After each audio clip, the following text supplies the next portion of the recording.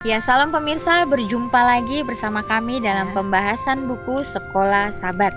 Ya, judul besar kita masih mengenai kitab Matius. Ya, bagaimana kita melihat perjalanan Yesus pada saat dia berada di dunia ini. Matius menuliskan dengan lengkapnya sehingga itu boleh menjadi contoh bagi masing-masing kita dan biarlah kita boleh hidup sesuai dengan karakter Yesus. Kita akan masuk ke dalam judulnya Hati Orang Munafik. Ya, hati orang munafik. Dan pada saat ini kami mengundang ya akan seluruh anggota keluarga dan saudara-saudara semua untuk berkumpul bersama-sama, dan jangan lupa untuk mengambil Alkitabnya dan kita bisa membaca ayat-ayat yang akan kita bacakan sebentar. Di sini dikatakan, dan Tuhan telah berfirman, oleh karena bangsa ini datang mendekat dengan mulutnya dan memuliakan aku dengan bibirnya, padahal hatinya menjauh daripadaku, dan ibadahnya kepadaku hanyalah perintah manusia yang dihafalkan. Yesaya 29 ayat 13. Meskipun di sini Tuhan yang berbicara kepada Israel kuno, apakah pekabaran bagi jemaat? Bagi jemaat di sini sekarang ini, dua masalah utama apakah yang Tuhan amarkan kepada mereka, dan bagaimanakah kita dapat memastikan bahwa kita tidak sedang melakukan hal yang sama? Berabad-abad setelah Yesus menulis perkataan itu, Yesus mengutipnya ketika sedang dalam pertentangan dengan pemimpin-pemimpin agama. Ya, kita bisa membaca dalam Matius 15 ayat 1 sampai 20. Apakah masalah spesifik di sini dan bagaimanakah Yesus mengatasinya? Matius 15 ayat 1 sampai 20. Perintah Tuhan dan adat istiadat Yahudi. Kemudian datanglah beberapa orang Farisi dan ahli Taurat dari Yerusalem kepada Yesus dan berkata, "Mengapa murid-muridmu melanggar adat istiadat nenek moyang kita? Mereka tidak membasuh tangan sebelum makan." Tapi jawab Yesus kepada mereka, "Mengapa kamu pun melanggar perintah Tuhan demi adat istiadat nenek moyangmu? Sebab Tuhan berfirman, hormatilah ayahmu dan ibumu. Dan lagi, siapa yang mengutuki ayahnya atau ibunya pasti dihukum mati. Tetapi kamu berkata, barang siapa berkata kepadanya atau kepada ibunya, kepada bapaknya atau kepada ibunya, apa yang ada padaku yang dapat digunakan untuk memeliharamu sudah digunakan untuk persembahan kepada Tuhan, orang itu tidak wajib lagi menghormati bapaknya atau ibunya. Dengan demikian firman Tuhan, kamu menyatakan tidak berlaku demi adat istiadatmu sendiri. Hai orang-orang munafik, benarlah nubuatan Yesaya tentang kamu.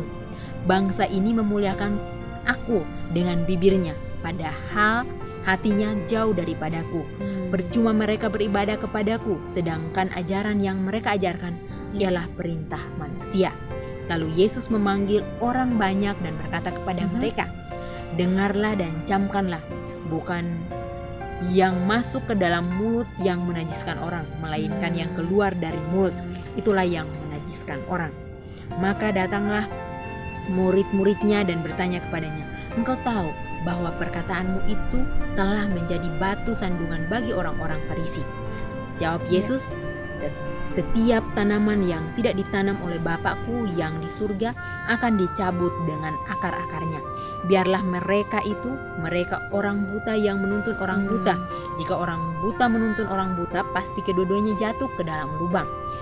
Lalu Petrus berkata kepadanya, jelaskanlah perumpamaan itu kepada kami. Jawab Yesus, kamu pun masih belum dapat memahaminya? Tidak tahukah kamu bahwa segala sesuatu yang masuk ke dalam mulutmu turun ke dalam perut lalu dibuang ke jamban? Tetapi apa yang keluar dari mulut berasal dari hati, dan itulah yang menajiskan orang. Karena dari hati timbul segala pikiran yang jahat, pembunuhan, perzinahan, pencabulan, pencurian, sumpah palsu, dan hujat. Itulah yang menajiskan orang. Tetapi makan dengan tangan yang tidak dibasuh tidak menajiskan orang. Ya, jadi sudah jelas sekali ya bahwa segala sesuatu yang kita utarakan, kita harus berhati-hati menggunakan kata-kata, karena dengan menggunakan kata-kata kita bisa dapat membunuh, persinahan, menghujat, pencurian dan lain dan lain sumpah palsu dan lain sebagainya. Jadi kan pada beberapa kesempatan setelah kembali ke Kapernaum, Yesus terlibat dalam perdebatan dengan guru-guru Yahudi mengenai apa yang dapat menajiskan seseorang. Jadi sini mungkin bukan perdebatan ya, bukan perdebatan. Itu pembicaraan lah ya, pembicaraan Yesus bersama imam-imam itu. Ya, para guru telah menambahkan ke dalam hukum segala macam peraturan tentang kenajisan lahiriah. Misalnya Anda harus mencuci tangan Anda dengan cara tertentu.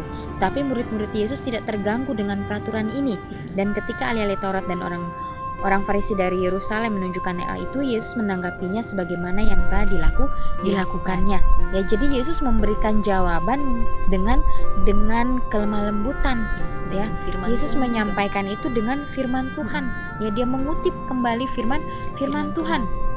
Ya, jadi bukan seperti kita ya pada saat ini, mungkin di gereja-gereja atau dimanapun kita berada, mungkin masih banyak perdebatan yang mungkin perdebatan itu ya tidak menumbuhkan iman kita, ya malah memberikan kekecewaan mungkin kepada orang lain, ya kepada saudara-saudara kita, ya.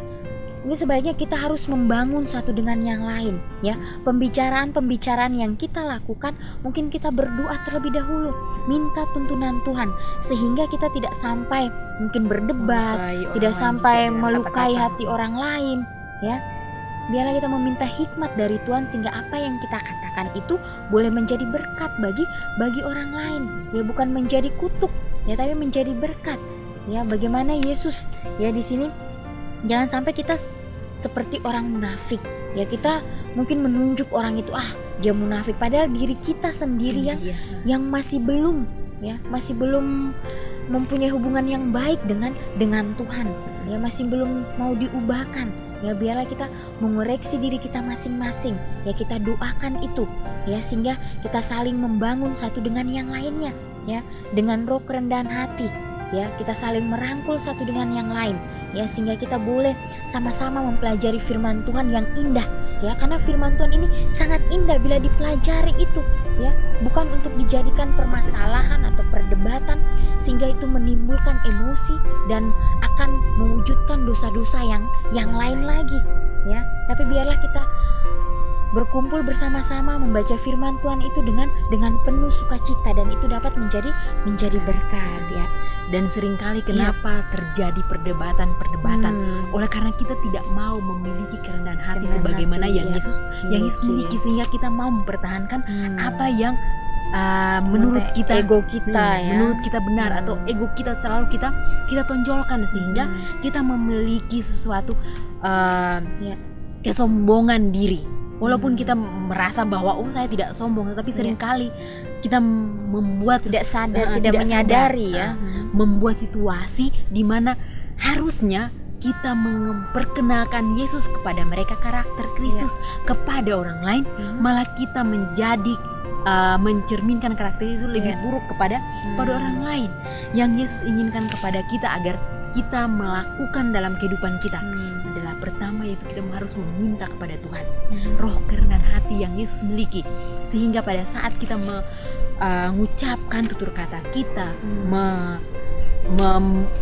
bergaul dengan orang lain, kita dapat mencerminkan akan karakter Kristus. Singkatnya, Yesus mencela keras sesuatu yang harusnya mudah menjadi jerat bagi siapapun, kemunafikan.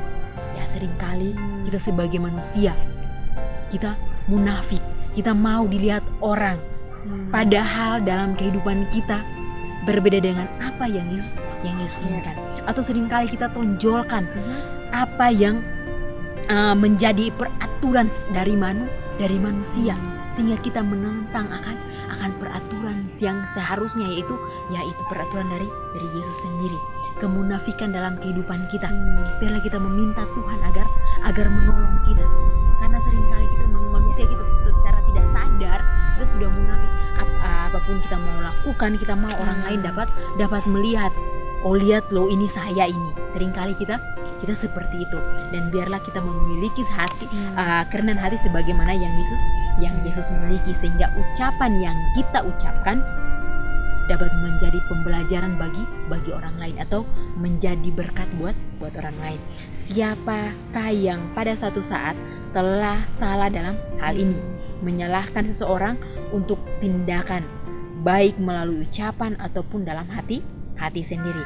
Meskipun Anda telah melakukan atau sedang melakukan hal yang sama atau lebih parah, kita semua jika tidak berhati-hati memiliki kecenderungan untuk kesalahan orang lain saat yang sama tidak dapat melihat kesalahan kita sendiri. Oleh karena bersikap munafik cenderung terjadi secara alamiah pada kita semua. Kita semua membenci kemunafikan dalam diri orang lain. Jika selalu begitu mudah untuk melihat kemunafikan dalam diri orang lain, bagaimana kita dapat memastikan bahwa kesanggupan kita untuk melihat kemunafikan dalam diri orang lain bukan secara sekedar wujud dari kemunafikan dalam diri kita sendiri. Jadi pada saat kita mau melihat orang lain, biarlah kita selalu menyelidiki akan hati kita terlebih dahulu. Apakah kita pada saat menilai orang terlebih dahulu dibanding diri kita? Seringkali kita melihat hanya kesalahan orang lain dan kita tidak melihat kesalahan kita. Tapi di sini diajarkan kepada kita, sebelum kita melihat orang lain, kesalahan orang lain, lihatlah kesalahan kita. Karena apa yang kita lihat di orang lain itu mungkin ada dalam diri kita. Sehingga kita pada saat mau berkata-kata ataupun dalam hati sekalipun, itu akan menimbulkan dosa yang akan membuat Tuhan kita nama Tuhan kita tercoreng seringkali dalam kehidupan kita. Marilah kita merenungkan ini. Biarlah kita dapat bercermin kepada Yesus.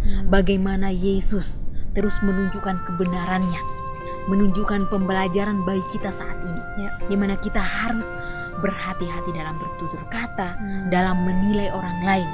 Biarlah kita memiliki kerendahan hati Yesus, sehingga kita dapat dituntun lebih dekat lagi kepada Kristus. Dan ingat, biarlah kita dalam kesirian kita pun dapat memiliki karakter seperti Kristus. Orang lain dapat melihat siapa Tuhan yang kita sembah dalam keseharian kita. Ya, dan juga di sini yang hati orang munafik mungkin yang di depan orang dia melakukan hal-hal yang terbaik, tetapi ingin dilihat orang.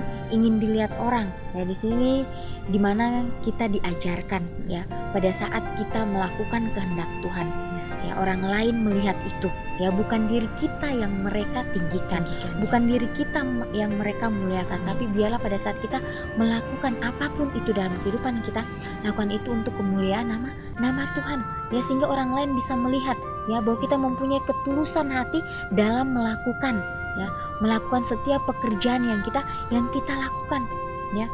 Karena Yesus bilang dari hal-hal yang terkecil, dari hal-hal yang terkecil itu, bila mana kita bertanggung jawab, ya, bila mana kita setia melakukannya, maka Dia akan berikan kita hal yang terbesar, ya untuk kita lakukan, ya. Tapi bila mana hal yang terkecil itu kita tidak lakukan dengan sepenuh hati kita, ya maka kita tidak bisa bertumbuh, ya, maka kita akan menjadi kerdil, ya, kita tidak bisa bertumbuh, ya, menyerupai karakter Yesus.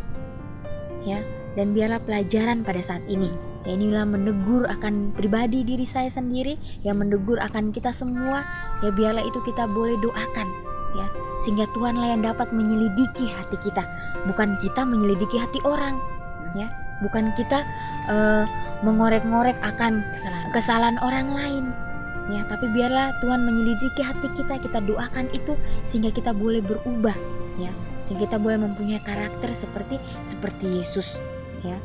Dalam kehidupan kita pun mungkin kita mempunyai sahabat, mempunyai orang tua, mempunyai anak. Biarlah kita belajar untuk memiliki kerendahan hati, ya. Dimana mungkin kita melihat orang lain bersalah, melakukan kesalahan, adalah pembelajaran bagi kita untuk kita dapat merubah, menyerahkan sepenuhnya hati kita ke dalam tangan Tuhan, agar kita dapat diubahkan. Jangan kita menginginkan agar orang lain itu berubah, tapi diri kita tidak berubah. Biarlah kita meminta roh kerendahan hati itu, karena Yesus ingin agar kita dapat mencerminkan kasih Kristus dalam kehidupan kita, walaupun bukan dengan kata-kata. Saat orang melihat kita, apakah kita sudah memantulkan akan karakter Kristus Iya. dalam kehidupan keseharian kita? Biarlah pergumulan ini menjadi doa-doa kita setiap hari, agar kita dapat disanggupkan menjadi anak-anak Tuhan dalam kehidupan kita di akhir zaman ini. Akhir zaman ini, ya. Baiklah pemirsa, biarlah ini ya boleh menjadi berkat bagi masing-masing kita, ya, dan biarlah kita boleh mengambil komitmen kita ya untuk terus memandang kepada Yesus, ya. Karena bila mana kita memandang kepada Yesus, kita akan diberikan kekuatan ya hari demi hari. Biarlah kita menyiram ya akan hati kita ya dengan bacaan-bacaan rohani, dengan Alkitab dan Roh Nubuat, sehingga kita semakin lebih tahu lagi ya apa yang Yesus inginkan di dalam kehidupan kita. Amin. Ya, apa yang Yesus ingin ubahkan di dalam kehidupan kita. Ya, biarlah ini boleh kita renungkan itu dan kita praktekkan di dalam kehidupan kita setiap hari ya, dan biarlah orang lain juga akan melihat dan mereka pun akan mengikutinya, dan mereka pun terubahkan, mempunyai motivasi ya, motivasi untuk menjadi lebih baik ya. Inilah pelajaran sekolah sahabat kita, biarlah kita akan terus ya maju, kita akan terus ya doakan itu, dan biarlah di akhir zaman ini ya kita boleh mempunyai iman seperti Kristus ya, iman yang tetap teguh ya, iman yang tidak pernah goyah ya, iman yang datang kepada Bapaknya dengan ketidaklayakan itu ya. Kita akan berjumpa lagi di kesempatan yang berikutnya, dan Tuhan memberkati.